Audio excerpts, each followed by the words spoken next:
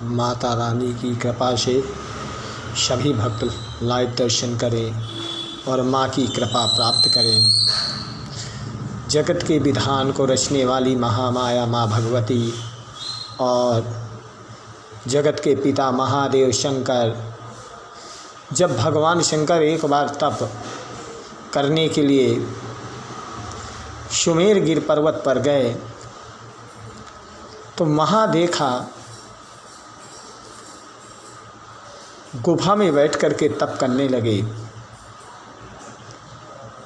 उस समय माता पार्वती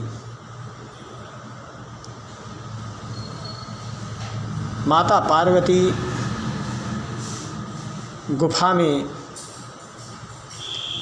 कैलाश पर्वत पर थी और वहाँ सुमेर गिरी पर्वत पर स्वयं भगवान शंकर थे। जब भगवान शंकर एक बार तप करने के लिए बैठे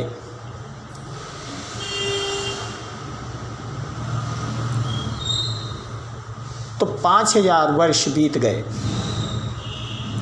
तप करते करते, और वह वहाँ से 5000 वर्ष तक नहीं लौटे। जब भगवान शंकर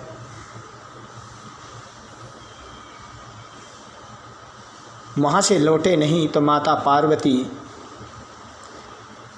का जो मन और चित्त था वह तप में बिल्कुल भी मन नहीं लगता था और चिंतित रहती थी। चिंता करते करते करते वो तब से बाहर आई और गुफा के बाहर निकल कर के देखा तो भगवान शंकर समाधि स्थल पर नहीं थे। उस समय भगवान सुमेरगिर पर्वत पर तप कर रहे थे। गुफा के अंदर माता पार्वती ने अपनी दिव्य दृष्टि से देखा तो भी उन्हें कुछ दिखाई नहीं दिया। अब माता पार्वती करने लगी। चिंता करते करते करते करते वो एक अशोक के पेड़ के नीचे जा कर के बैठ गई। बैठ कर के अपने मन में चिंता करने लगी और भगवान शंकर के बारे में सोचने लगी। किनका भगवान शंकर का तो कोई पता रहता नहीं है, कब तक जप करेंगे तप करेंगे, और मैं यहाँ अकेले बैठे बैठे बोर हो रही। शायद अगर मेरे कोई संतान ऐसी होती जो मेरे समय को व्यतीत कराती। वह चिंता में बैठ कर के ऐसे मन में सोच रही थी। भगवान शंकर की इतनी बड़ी कृपा हुई कि पार्वती के गोद में एक कन्या उत्पन्न होती है, और कन्या जैसे उत्पन्न होती है वो इतनी सुंदर थी कि उसको जितने भी देवी देवताओं ने उनके दर्शन किए थे उनके सभी शोक संताप दूर हो गए थे।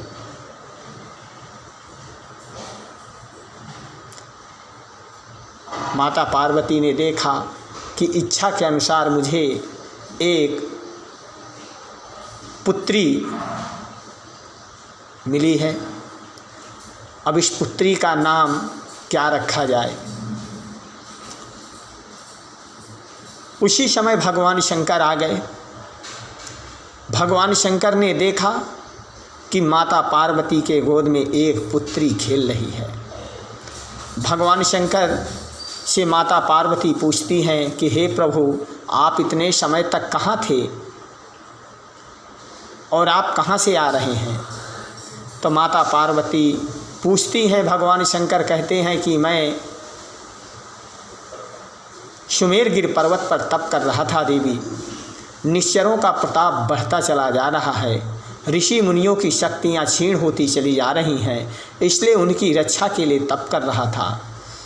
पार्वती ने कहा ठीक है, कभी भी आप जाओ तो मुझसे बता कर के जाया करो, मैं चिंता करने लगती हूँ, शोक में आ जाती हूँ।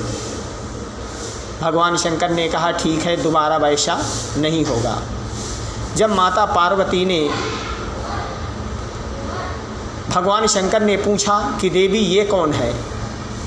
तो माता पार्वती ने बताया कि यह रत्न पुत्री हमारी है, आप मिले नहीं। मैंने अपने मन में विचार किया और आपकी कृपा से ये पुत्री हमें प्राप्त हुई है। पार्वती कहती है महाराज इसका कोई नाम रखा जाए सुंदर सा। भगवान शंकर कहते हैं कि आपने अशोक के पेड़ के नीचे बैठ करके आपको रत्न पुत्री प्राप्त हुई है, इसलिए इसका नाम अशोक सुंदरी रखा जाएगा।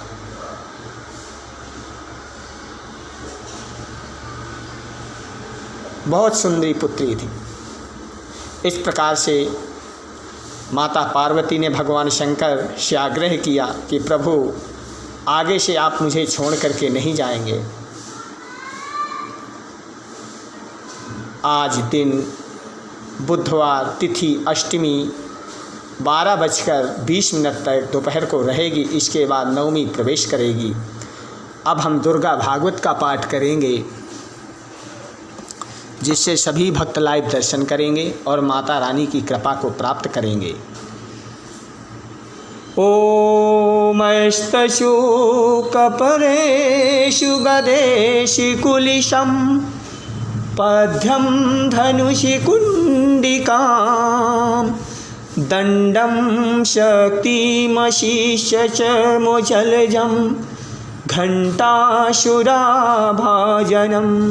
शूलं पाशसुदर्शने च दधति हस्ते प्रसन्ननां सेवे शैरिभवार्धिनीमि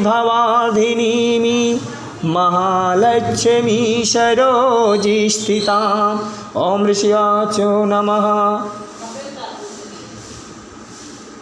मार्कंडेय जी कहते हैं मैं